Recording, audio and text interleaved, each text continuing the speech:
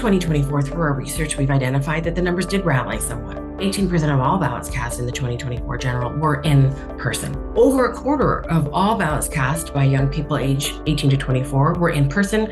Nearly a quarter of all votes cast in 2024. We needed to reimagine how we do elections in California and try to modernize our election system to find a way of allowing people to vote that more matches their lifestyle and more matches the modernization of society generally. Sometimes that little nudge is enough to change the way that people participate, even if they've always gone to and to vote in person in the past. Maybe now that a ballot is automatically being sent to them, some of those people are going to choose to vote by mail. Los Angeles has always been the county that has the most number of people who choose to vote in person.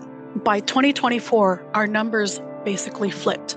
We now have about 70% or so who choose to vote by taking that vote by mail ballot and returning that either to a drop box or by mail or at a vote center, but they're using that vote by mail ballot. I think it's so important that we make voting easy, fun, safe, accessible. And I think a lot of folks gravitate to vote by mail because it makes it easy. I really think that culture of it's election day and I'm going to the polls is still very strong in the community. I think there's really cool ideas that people are lifting about how to ensure we have consistent participation as well between primaries, general elections, and also gubernatorial elections versus presidential elections. I think we can figure out how to do a better job of hearing all voters in all elections, including special elections.